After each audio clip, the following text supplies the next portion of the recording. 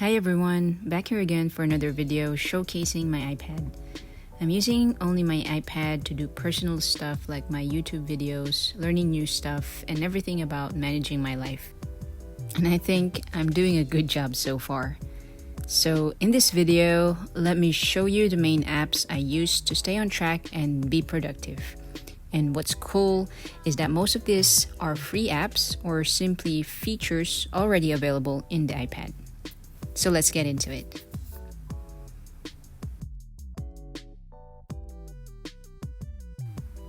First one is docking my apps, which is not really an app but an iPad feature. I got this idea from watching Matt Gonzalez's YouTube video on his iPad.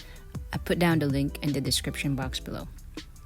I put all the most used apps in the dock for easy access. This is especially handy if I use my iPad as a standalone, without my keyboard and my mouse. With the apps at the dock, I can simply swipe up and access the app I want without browsing through folders and the home screen. It saves me time and minimizes disruption in my workflow. If I'm typing whatever it is, my YouTube script or note-taking, and I need to do a Google search, for example, I swipe up to get my browser from the dock. I can easily put it on split screen or on a slide over screen. With the coming of the trackpad or mouse support, this makes it much more useful for me too. Another feature which makes it easy for me to find or open apps is using the Spotlight Search keyboard shortcut. From Spotlight Search, I can also drag the app to put it in split screen or slide over, or make it the main app displayed on the screen. This is now my most used shortcut when I'm using a keyboard. It's just really so efficient to use.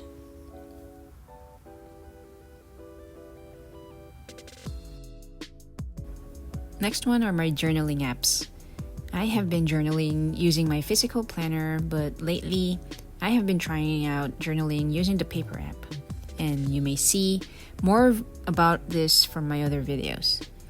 I like the feeling when I use it, as it mimics a notebook when you scroll on the pages. And journaling works for me, and I like the satisfaction of ticking off my tasks and also add some notes or reflection for the day.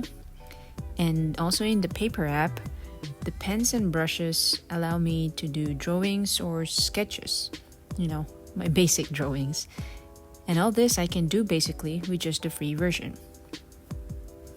Anyone out there also using the paper app like me? Do you use it for journaling or drawing or taking notes? Let me know in the comment section down below.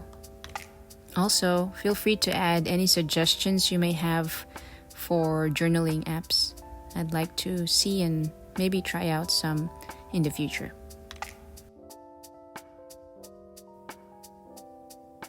Next app is GoodNotes.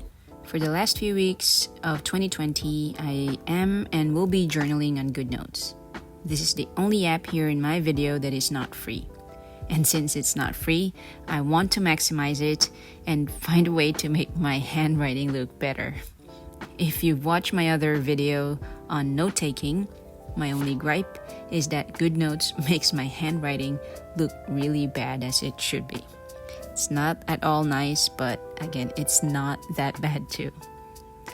What I like about GoodNotes is that I can search for keywords and it will find it whether it's handwritten or typed. This is a very handy feature that can make my life easier. Now, journaling alone will not make me productive if I don't remember what I'm supposed to do in a day. So next up is the Reminders app. I heavily use the Reminders app. Living our lives is already complicated sometimes, so I make it simple for myself by using what is already available on my iPhone or my iPad. I don't need to spend time searching and testing for hours or days and searching in App Store for other apps. I'm a very forgetful person, so I always set a reminder for my tasks.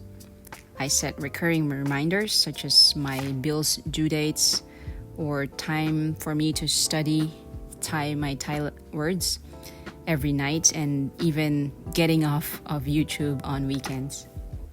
Using the Reminders app alone works for me. Of course, I'm not saying it will work for everyone, but for me, it helps me with my productivity. Next app is the Spark email app. Along the same line of reminders, I use Spark as my email app.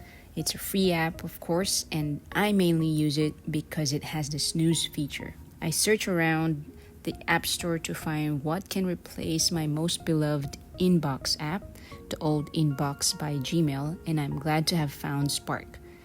Along with the Reminders app, I use Spark to help me be productive and stay on track on emails I need to work on by using the snooze option.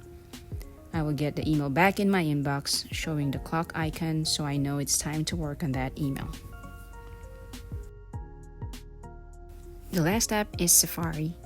You might be questioning why I added Safari in my list. Well, mainly because I can put my frequently used sites on my home screen for easy access. Example is my Fitness Blender shortcut.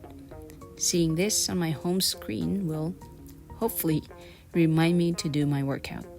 How I create the shortcut is I simply click on the share icon on the top right and click on add to home screen. And that's it. I can then drag around to the main page to see the shortcut. As for devices or accessories that help me be productive, you can see my other videos and you will know I use my keyboard and mouse a lot.